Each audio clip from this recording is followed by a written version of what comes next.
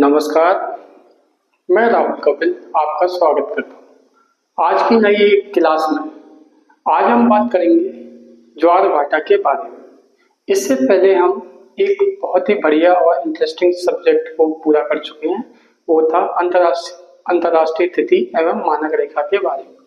अगर आपको उसको अच्छी तरीके से और बिल्कुल ही एक तथ्यों के आधार पर उसको अगर समझना है, किस तरीके से उसका निर्माण हुआ और किन किन देशों से होकर वह निकलती है और किन किन देशों से नहीं निकलती है, इसके बारे में विस्तार पूर्वक जानकारी हमने आपको पिछली वीडियो में दी है। उससे पहले हम अक्षांश एवं देशांतरों के बारे में भी एक बहुत बढ़िया क्लास कर चुके हैं। अगर आपको रेगुलर आप मेरी क्लास देखते हुए आ रहे हैं तो आपको एक सीरीज वाइज सिलेबस मिलेगा। तो आज हम बात करेंगे ज्वार भाटा के बारे में। किसके बारे में? ज्वार भाटा। तो ज्वार भाटा एक घटना है। क्या है? घटना है जो कि पृथ्वी पर उत्पन्न होती है। पृथ्वी पर भी जहाँ जल है, यानी जहाँ सागर और महासागर हैं, उस जल में यह घटना हमको देखने को मिलती है। तो जब ये घटनाएं होती हैं तो उसका भी एक कारण होता है, क्योंकि मैं पहले भी बता चुका हूं कि बिना कारण की कोई भी घटना घटित नहीं होती है। तो आज हम बात करेंगे ज्वार भाटा के बारे में। किसके बारे में? ज्वार भाटा के बारे में। तो अगर हम देखें तो जो ज्वार उठता है वो किस में उठता है? जल में उठता है। तो अगर एक चीज देखें,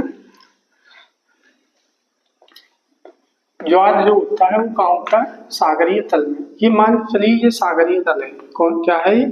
सागरीय तल। क्या है ये? सागरीय तल। इस तल में क्या हो रहा है? पानी ऊपर उठ रहा है और नीचे उठ रहा है। ऊपर उठ रहा है, उसका कारण क्या है? एक कारण हो सकता है पवन। क्या हो सकता है? पवन। जब सागरीय तल के संपर्क में ये पवनें आती हैं तो वो क्या है? वहां पर लहरें बनाती है। क्या बनाती है? लहरें। मगर यह कारण इसमें नहीं है। क्या? यह कारण इसमें नहीं है। इसमें कोई अन्य कारण है। वो कारण कौन सा है वो हम देखेंगे। यहाँ पे क्या होता है? मान चलिए जल ऊपर उठा। क्या होता है? जल ऊपर उठेगा इस तरीके से, ये उठ रहा है ना। और इस साइड में क्या हो रहा है? इस साइड में जल नीचे उठ रहा है। तो जब जल ऊपर उठेगा उसको बोला जाएगा ज्वार। क्या बोला जाएगा? ज्वार, यानी कि टाइड। क्या कहा जाएगा? टाइड। और जब जल नीचे आएगा उसको बोला जाएगा भाटा। क्या बोला जाएगा? भाटा, यानी इव। बात समझ में आई? ये सागरीय तल है। सागर से तल से ऊपर जब जल ऊपर उठ रहा है तो उसको ज्वार बोला जाता है। सागर तल से नीचे उठ रहा है, नीचे बैठ रहा है जल, तो उसको बोला जाता है भाटा। तो हम कह सकते हैं सागरीय जल के ऊपर उठने तथा गिरने को क्या कहा जाता है? ज्वार भाटा कहा जाता है। क्या कहा जाता है? ज्वार भाटा कहा जाता है। तो लिखेंगे हम सागरीय जल को ऊपर उठने एवं नीचे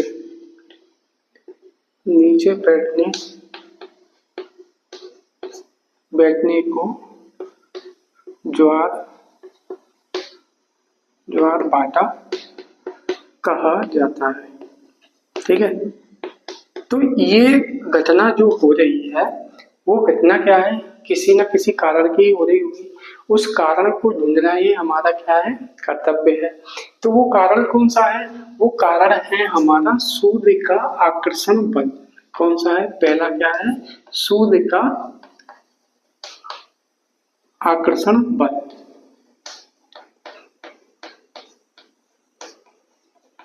देखिए, अगर हम बात करें तो दूसरा कारण कौन सा है? वह है पृथ्वी का अपकेंद्रीय बल। पृथ्वी का अपकेंद्रीय बल। तीसरा जो कारण है वो कौन सा है? चंद्रमा का आकर्षण बल। चंद्रमा का आकर्षण बल, ये 3 प्रमुख कारण हैं जो हमारी पृथ्वी पर ज्वार भाटा का निर्माण करते हैं। तो अगर हम देखें तो ये स्थिति कब आती है? जब पृथ्वी सूर्य के चक्कर लगाती है। दूसरा कारण कौन सा है? जब पृथ्वी के चक्कर कौन लगाता है? चंद्रमा लगाता है।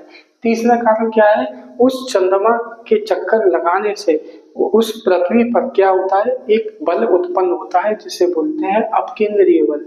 तो वो पृथ्वी का एक अपकेंद्रीय बल होता है। तो इसको जानने के लिए हमें क्या देखना पड़ेगा? इनकी स्थिति को देखना पड़ेगा कि किस किस जगह पर ये ग्रह और जो हमारा उपग्रह है चंद्रमा, वह निर्माण इस स्थिति को कैसे करता है। तो सबसे पहले हम देखेंगे सूर्य। क्या देखेंगे? सूर्य। ये हमारा क्या है? सूर्य है। हमारा क्या है? सूर्य। तो सूर्य क्या कर रहा है? सूर्य कर रहा है एक आकर्षण बल लगा रहा है। किस पर लगा रहा है? पृथ्वी पर लगा रहा है।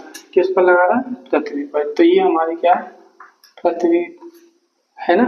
और इसके चारों तरफ कौन घूम रहा है? इसके चारों तरफ घूम रहा है हमारा चंद्रमा। चंद्रमा क्या कर रहा है? इसके चारों तरफ घूम रहा है इस तरीके से चंद्रमा इसके चक्कर लगा रहा है। ये भी चंद्रमा है, ठीक है। तो चंद्रमा क्या कर रहा है? पृथ्वी के चक्कर लगा रहा है और पृथ्वी क्या कर रही है? सूर्य के चक्कर लगा रही है, ठीक है। तो इस स्थिति को बोला जाता है सिजगी।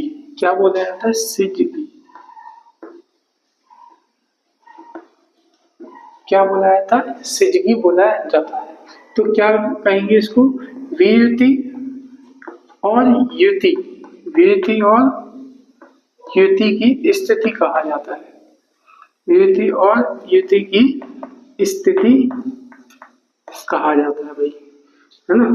विरति और युति की स्थिति कहा जाता है। और ये कब बनती है? जब इस चंद्रमा की सिचुएशन यानी उसकी पोजीशन क्या होती है? बदलती है। क्या होती है? बदलती है। तो फिर से हम वही करेंगे। तो हम पहले बात करेंगे किसकी? युति की। किसकी बात कर रहे हैं? युति। तो ये क्या है? फिर से हम सूर्य बना रहे हैं। सूर्य बना रहे हैं और क्या कर रहे हैं? पृथ्वी भी बना रहे हैं। क्या बना रहे हैं? पृथ्वी बना रहे हैं। पृथ्वी बना सकता है कोई? पर हम बना रहे हैं। देखिए पृथ्वी बनते हुए देखिए। तो पृथ्वी और सूर्य के बीच में यदि चंद्रमा आता है, पृथ्वी और सूर्य के बीच में क्या होता है? चंद्रमा आता है। तो उस कंडीशन में क्या होता है? एक बल कार्य करता है। क्या कार्य करता है? एक बल कार्य करता है। वो होता है सूर्य का आकर्षण बल।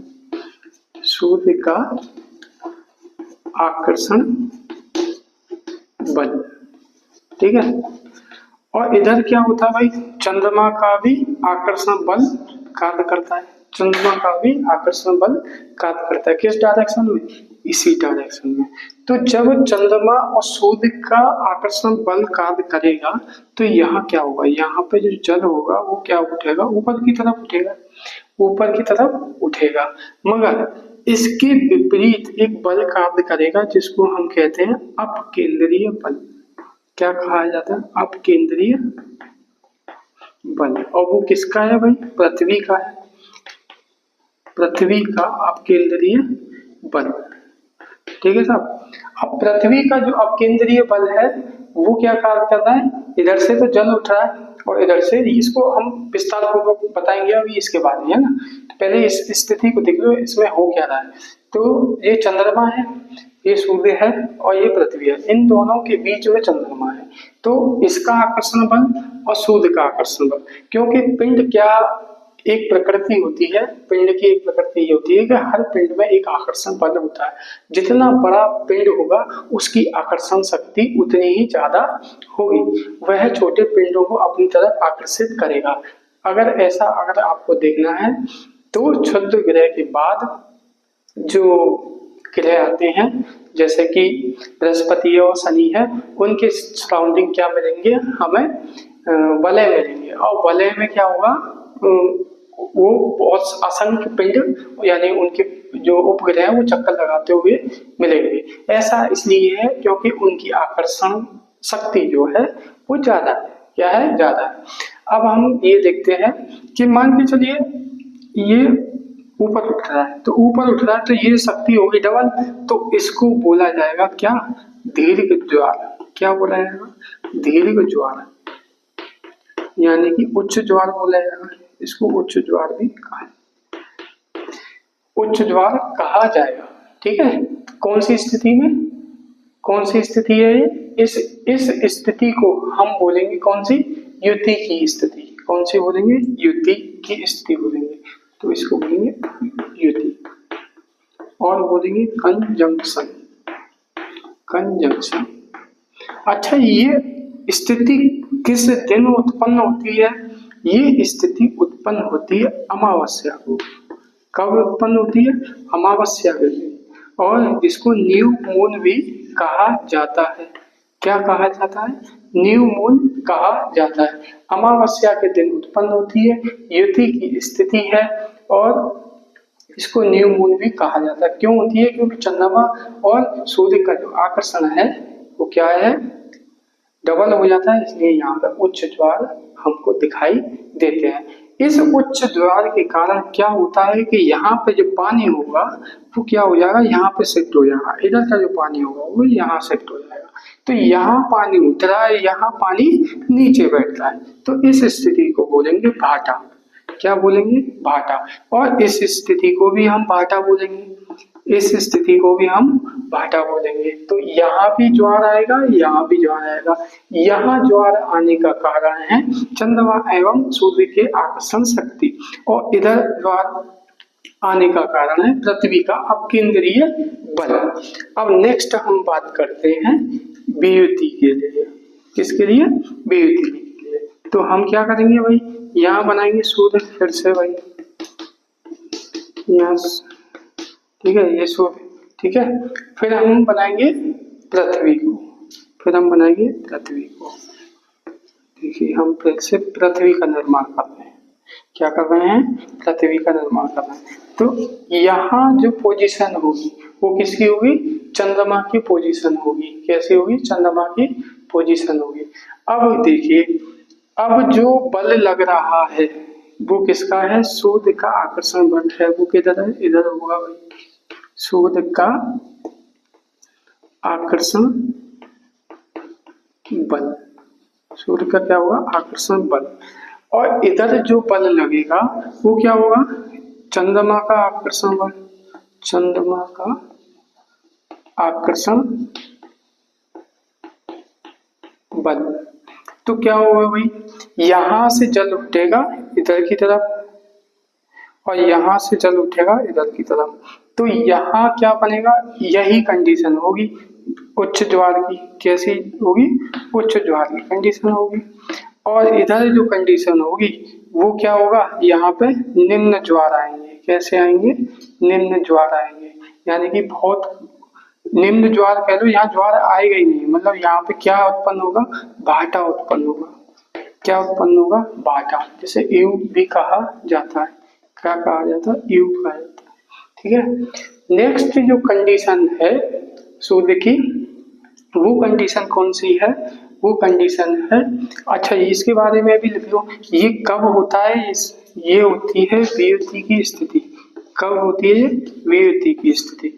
और ये होता है पूर्णिमा को। कब होता है, ये पूर्णिमा को होता है, जिसे फुल मून कहा जाता है। क्या कहा जाता है, फुल मून कहा जाता है। ठीक है। नेक्स्ट हम बात करेंगे जो तीसरी कंडीशन है। मान के चलिए ये फिर से हम बना रहे हैं सूर्य, ये हमने सूर्य बनाया, और इसका चक्कर कौन लगा रहा है, इसका चक्कर लगा रही है हमारी पृथ्वी, इसका चक्कर लगा रही है हमारी पृथ्वी।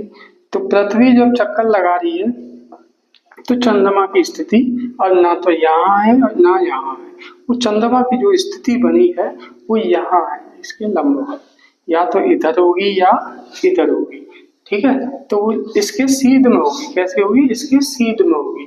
तो क्या होगा, इधर क्या काम करता है, फिर से वही, इधर काम करता है सूर्य का आकर्षण, क्या काम करता है, सूर्य का आकर्षण, ठीक है।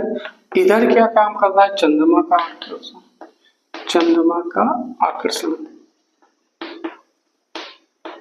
तो अब हम ये देखते हैं इसके कंपैरिजन में ये थोड़ा ज्यादा होगा, इसके कंपैरिजन में क्या हुआ, ये थोड़ा ज्यादा हुआ। तो ना तो यहाँ पे मतलब भाटा भी ढंग से नहीं बन पाएगा, ना ही ज्वार ढंग से बन पाएगा, तो थोड़ा सा इस तरीके से उठेगा, थोड़ा सा इस तरीके से उठेगा, ठीक है। तो ये स्थिति कब होती है, सप्तमी एवं अष्टमी के दिन होती है, सप्तमी एवं अष्टमी के दिन होती है। ये भी स्थिति सप्तमी एवं अष्टमी के दिन होती है, दोनों में यही कारण है, ठीक है, ठीक है। यहाँ पर जो ज्वार बनेगा उसको बोलेंगे लघु ज्वार, क्या बोलेंगे, देखो यहाँ से पानी तो आया है मगर इतना नहीं आ पाया क्योंकि ये भी इसको क्या करता, खींच रहा है, इधर भी ये इसको खींच रहा है, तो इसको बोलेंगे लघु, लघु या निम्न ज्वार कहा जाता है, क्या कहा जाता है, निम्न ज्वार। यहाँ पर कैसे ज्वार बनेंगे, लघु एवं निम्न ज्वार बनेंगे, बात आ रही समझ में। तो इस तरीके से हमने पहली की जो कंडीशन थी वो ये थी युति, दूसरी जो कंडीशन थी वो थी व्युति, और तीसरी कंडीशन है हमारी सप्तमी एवं अष्टमी की, ठीक है। इसके बाद हम जानेंगे कि किस तरीके से ज्वार आते हैं, इसके बाद हम जानेंगे किस तरीके से ज्वार आते हैं। तो हम देखते हैं इन ये तीनों बल किस तरीके से काम करते हैं, उसके बारे में देख लेते हैं। तो सबसे पहले हम बनाते हैं पृथ्वी को, तो ये हमारी क्या है, पृथ्वी है, ये क्या है, पृथ्वी है, यहाँ बना लो, नहीं तो वो अंदर बहुत कर, अब ये पूरा भरेगा, ठीक है। तो ये क्या है, यहाँ क्या हो रहा है भाई, यहाँ चंद्रमा इसके चक्कर लगा रहा है, चंद्रमा क्या कर रहा है, इसके चक्कर लगा रहा है इस तरीके से। तो जब चंद्रमा चक्कर लगा रहा है तो क्या हो रहा है भाई, क्या होगा भाई, यहाँ क्या होगा, इसके सीध में एक ज्वार उत्पन्न होगा, एक ज्वार उत्पन्न होगा, मगर इसके अपोजिट भी एक ज्वार उत्पन्न होगा। मान के चलिए इसका नाम P है और इसका नाम Q है, इसका नाम Q है, यानी कि ये जो पॉइंट है वो Q पर है, ये जो पॉइंट है वो P पर है। तो हम देखते हैं कि ये जो स्थिति है, यानी कि पृथ्वी जो है 24 घंटे में क्या करती है, 24 आवर में क्या करती है, एक चक्कर लगाती है, घूर्णन करती है, घूर्णन कितने में करती है, 24 घंटे में करती है, ठीक है। और चंद्रमा क्या करता है भाई, चंद्रमा के बारे में भी थोड़ा जान लेते हैं। चंद्रमा 27.6 दिन में पृथ्वी के चक्कर लगाता है, और कितने अंश घूमता है, एक टन। अगर यहाँ से स्टार्ट कर पूरा एक तत्व बनाए तो यह है 360 अंश क्या करता है, चक्कर लगाने में समय लेता है। 360 अंश कितने में लेता है, 27.6 दिन, ठीक है। तो अगर हम इसको देखें कि यह यहाँ से यहाँ तक क्या है, 27.6 दिन में क्या कर रहा है, चक्कर लगा रहा है। और जब ये चक्कर लगा रहा है तो क्या हो रहा है, तो ये पृथ्वी के चारों तरफ घूम रहा है, क्या कर रहा है, पृथ्वी के चारों तरफ घूम रहा है। और जब ये पृथ्वी के चारों तरफ घूमेगा तो वो क्या करेगा, 360 अंश बटे 27.6। अगर मैं ये कहूँ कि कोई ये पोजीशन यहाँ पे 24 घंटे में आ पाएगी, क्योंकि ये क्या है, ये क्या कर रहा है, ये भी तो घूम रही है अपने अक्ष पे। तो जब ये अपने अक्ष पे घूम रही है तो ये सिचुएशन किस टाइम पे आनी चाहिए, 24 आवर में आनी चाहिए। कितने में आनी चाहिए, 24 आवर में आनी चाहिए। मगर ऐसा नहीं होता, मगर ऐसा नहीं होता। क्यों नहीं होता, उसका कारण है, जब ये इसके चक्कर जब ये घूम रही होती है तो क्या होता है कि ये वाली जो सिचुएशन है वो चेंज हो जाती है। क्या हो जाती है, चेंज हो जाती है। यानी चंद्रमा की जो पोजीशन है वो क्या है, आगे जाके थोड़ी शिफ्ट हो जाएगी। क्या हो जाएगी, शिफ्ट हो जाती है। शिफ्ट क्यों हो जाती है उसका कारण समझते हैं। हम ये देखते हैं कि जब इस पर बल लगा रहा है तो इसके अपोजिट भी एक बल लग रहा है। वो कौन सा बल है, अपकेंद्रीय बल है। कौन सा बल है, अपकेंद्रीय बल है। ये बल वही है जब हम किसी को जैसे रस्सी में कंकड़ बांध के घुमाते हैं, रस्सी में कंकड़ बांध के जब हम घुमाते हैं तो वो जो पिंड होगा जो रस्सी से बंधा हुआ है वो बाहर की तरफ भागने का प्रयास करेगा।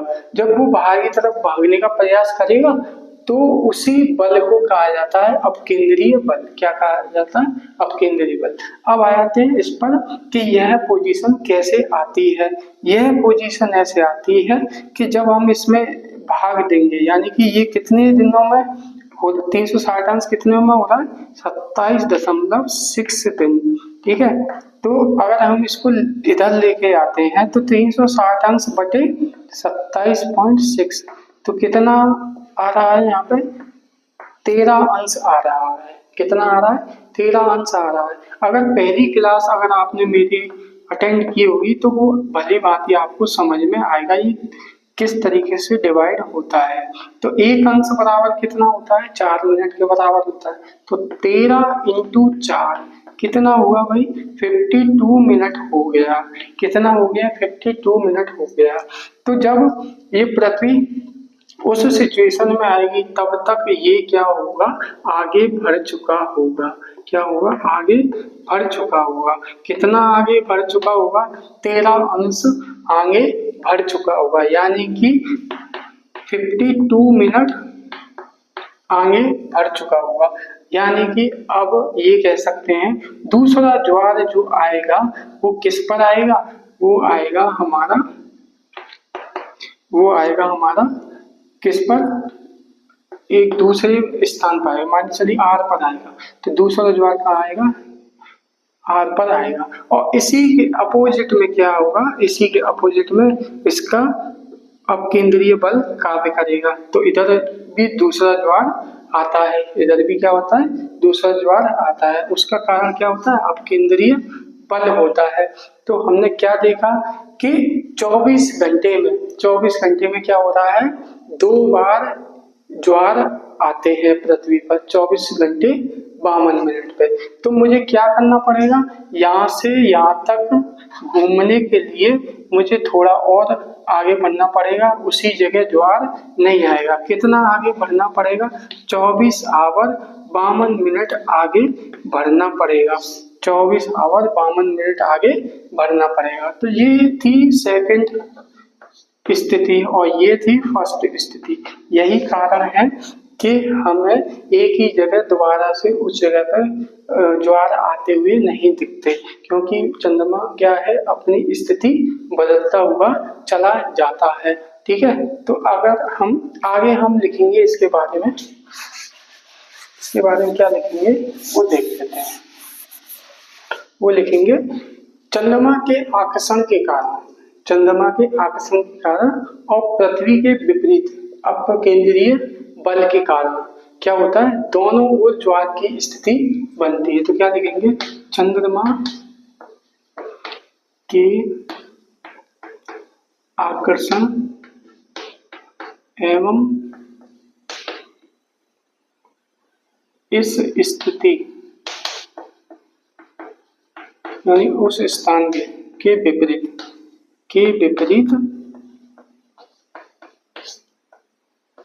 अपकेंद्रीय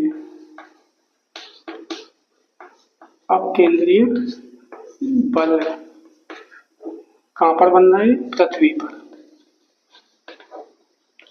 के कारण ज्वार आते हैं।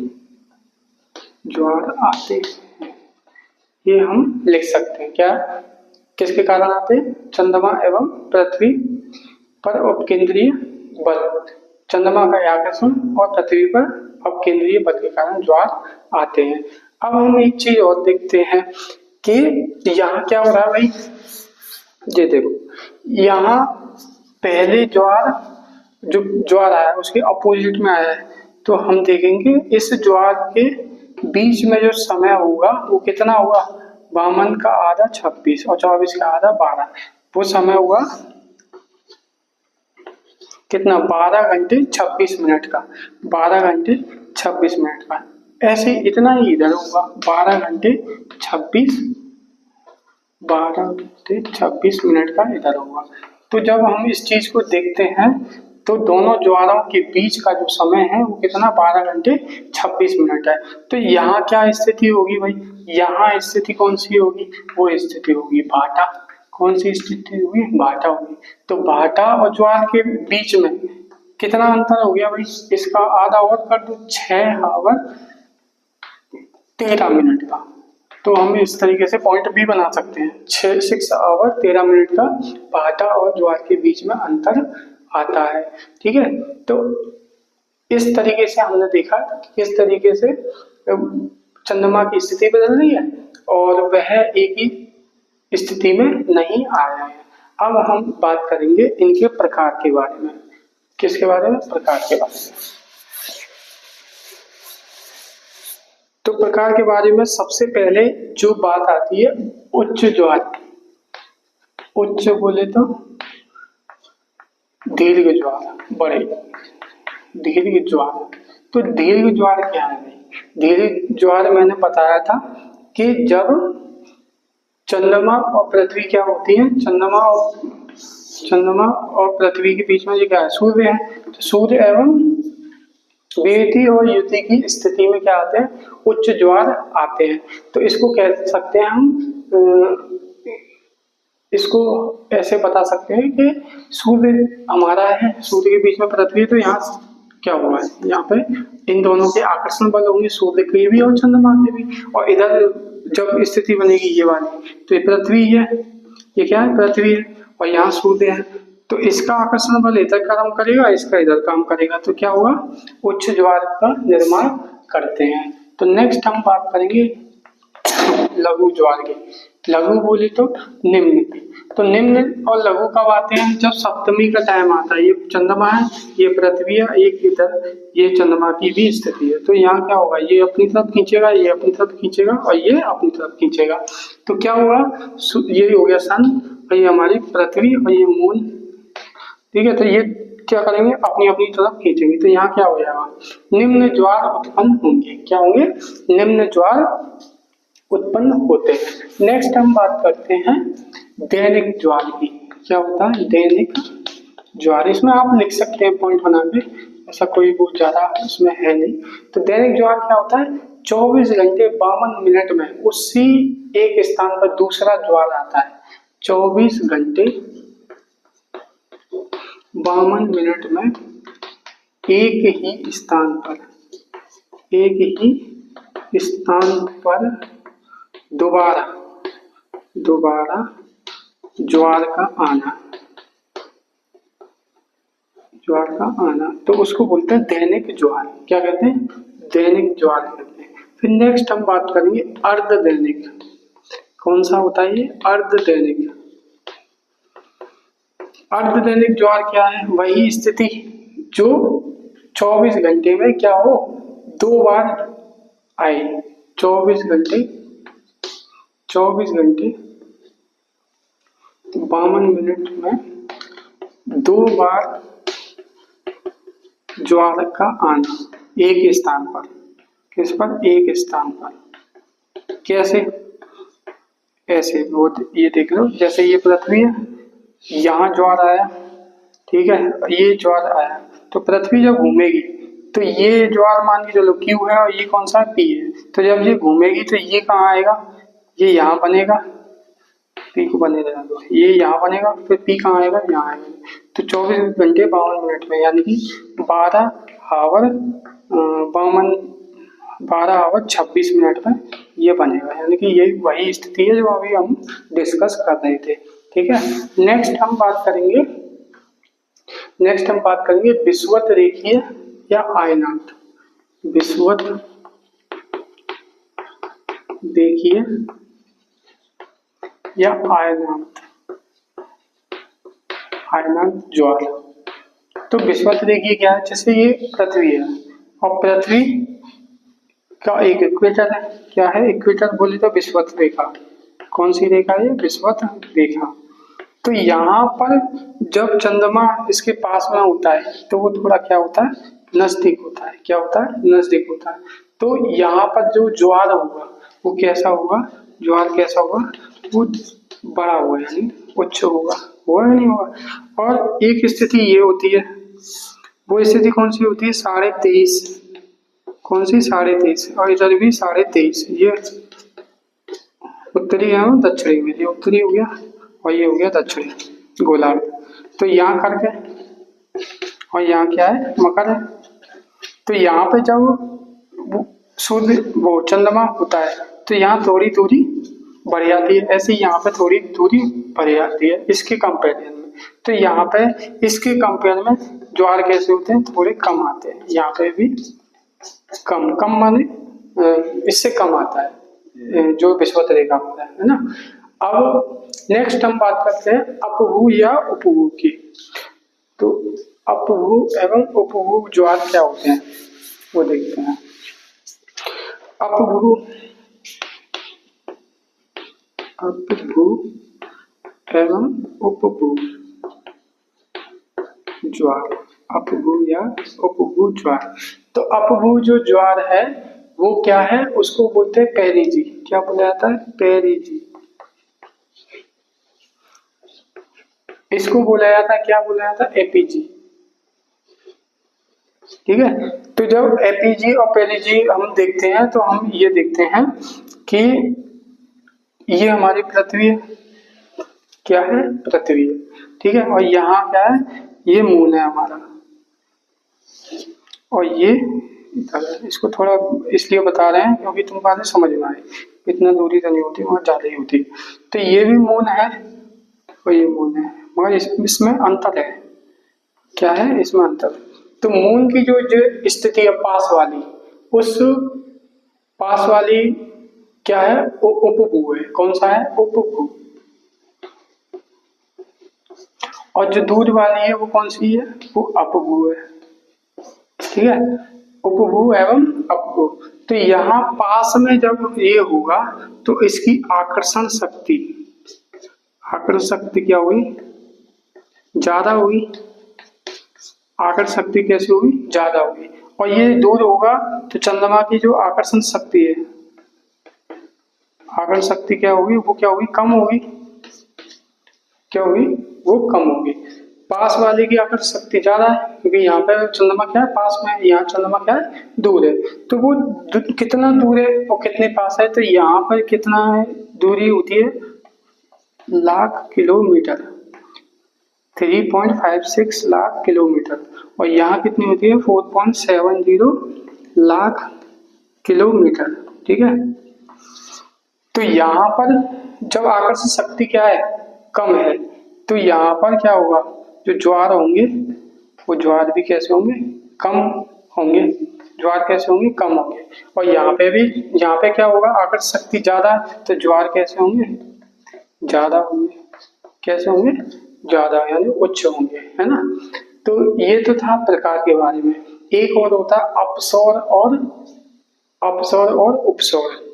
अपसौर और उपसौर, यहाँ देख लेते हैं इसको, अपसौर और उपसौर को। ये होता है अपसौर एवं उपसौर ज्वार। ठीक है। अपसौर और उपसौर का अगर आप पहली वाली क्लास देखेंगे वो समझ में आएगा क्या होता है अपसौर। ये होता है हमारा सूर्य और ये क्या होता है, पृथ्वी इसके चक्कर लगा रही है। पृथ्वी क्या कर रही है, इसके चक्कर लगा रही है। ये पृथ्वी, ये पृथ्वी है। ठीक है। तो इसके जब ये चक्कर लगाएगी तो क्या करेगी, सराउंडिंग इसकी घूमेगी, इसके सराउंडिंग घूमेगी और इसी से क्या होते हैं, हमारे ऋतु परिवर्तन होते हैं। तो मगर एक चीज हो रही है, यहाँ पे क्या हो रहा है, चंद्रमा इसके चक्कर लगा रहा है। चंद्रमा क्या कर रहा है, इसके चक्कर लगा रहा है। ऐसे ही इधर भी हो रहा है, चंद्रमा इसके क्या करता है, चक्कर लगा रहा है। जब ये स्थिति उत्पन्न हो रही है तो इसमें क्या हो रहा है भाई, कि यहाँ पृथ्वी क्या है, पास में है, यहाँ पृथ्वी क्या है, पास में है, तो यहाँ कौन सी कंडीशन है, वो कंडीशन है उपसौर की। कौन सी कंडीशन है, उपसौर। और ये कंडीशन कब होती है, 3 जनवरी को होती है। कब होती है, 3 जनवरी। और यहाँ जो कंडीशन है वो कौन सी है, अपसौर की है। कौन सी है, अपसौर। ये कंडीशन कब होती है, ये 4 जुलाई को होती है। कब होती है, 4 जुलाई को होती है। तो यहाँ क्या है, पृथ्वी क्या है, पास में, यहाँ पृथ्वी क्या है, दूर है। तो यहाँ जब पृथ्वी पास में है और ये इस सीध में है, तो यहाँ पे जो प्रभाव पड़ेंगे इसके ज्वारीय घटना के, वो क्या होंगे, वो अलग होंगे। यहाँ जो प्रभाव पड़ेंगे वो कौन से होंगे, अलग होंगे। यहाँ दूर है तो यहाँ पे क्या होगा, देखो आकर्षण शक्ति यहाँ पे थोड़ी छीड़ हो जाएगी, कम हो जाएगी, ठीक है, दूर होने पर, मगर इसकी आकर्षण शक्ति तो बनी रहेगी ना।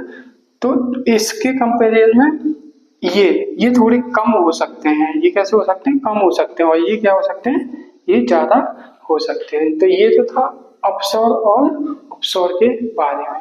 अब नेक्स्ट हम बात करते हैं कि यह कहाँ कहाँ बनते हैं, कहाँ कहाँ बनते हैं, उसके बारे में भी हम देखते हैं।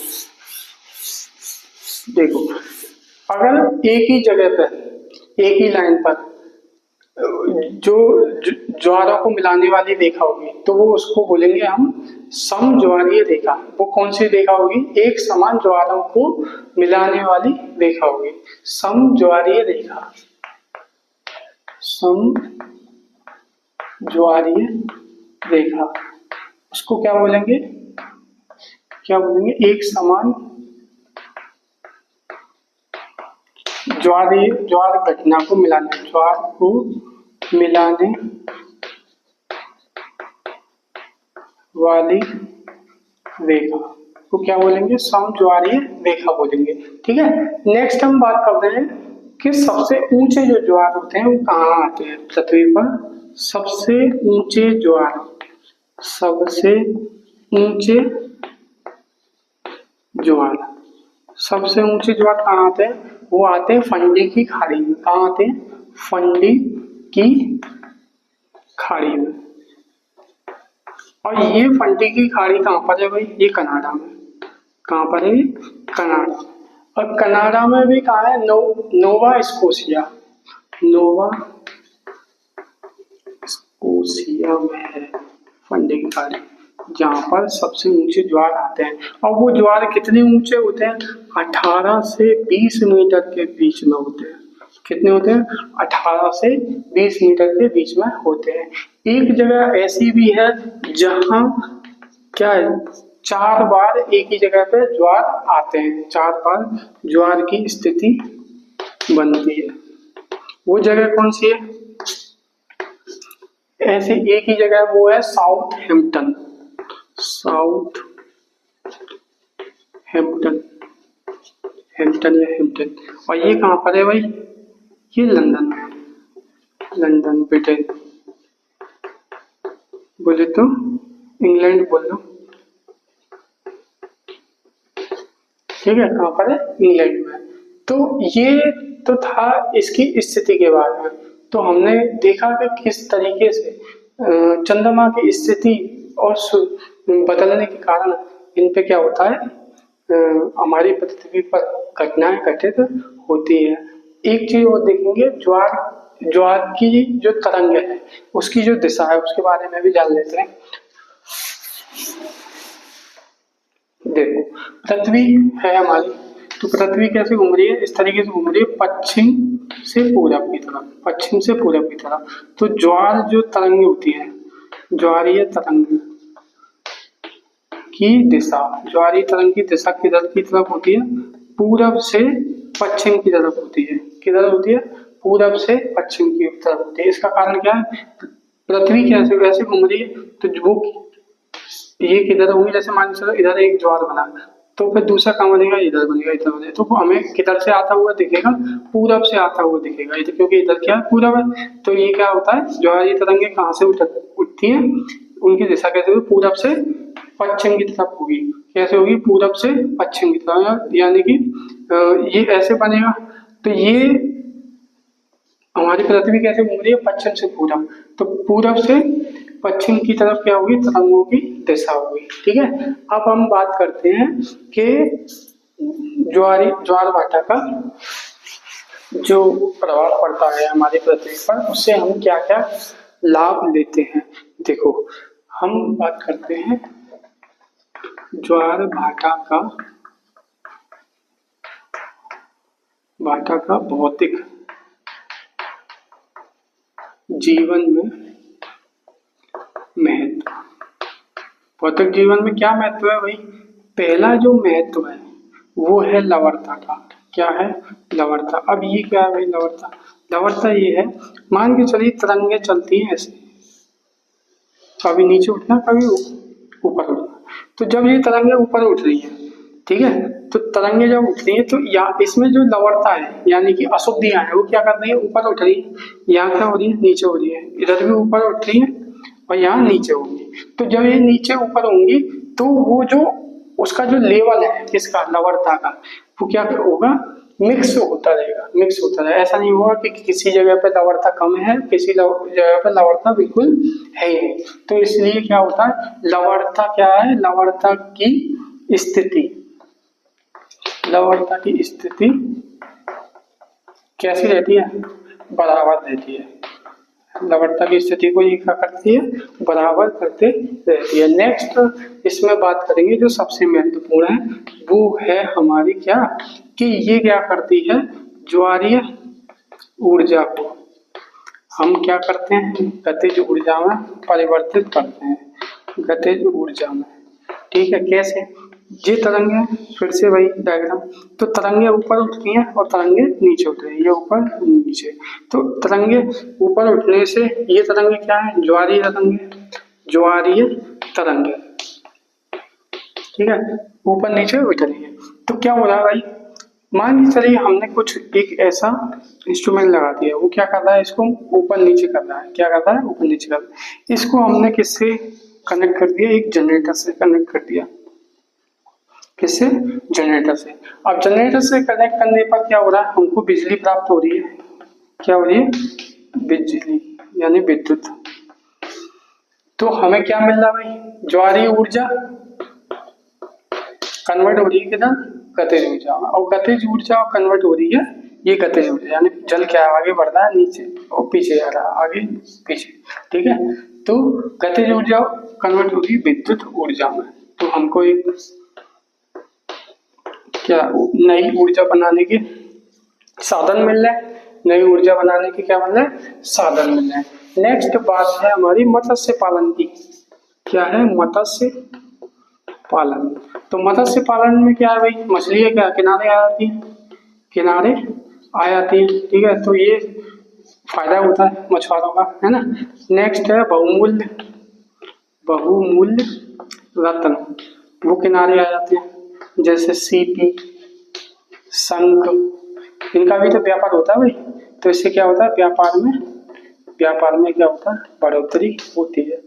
तो इस तरीके से हमने जाना किस तरीके से ज्वार भाटा काम करता है, और इसके कारण के बारे में भी हमने देखा कि सूर्य और चंद्रमा के आकर्षण बल के कारण और पृथ्वी के अपकेंद्रीय बल के कारण यह उत्पन्न होता है, और जल का ऊपर और नीचे उठना ही ज्वार भाटा कहलाता है। आगे हम इसी तरीके से क्लास को जारी रखेंगे, तब तक के लिए धन्यवाद।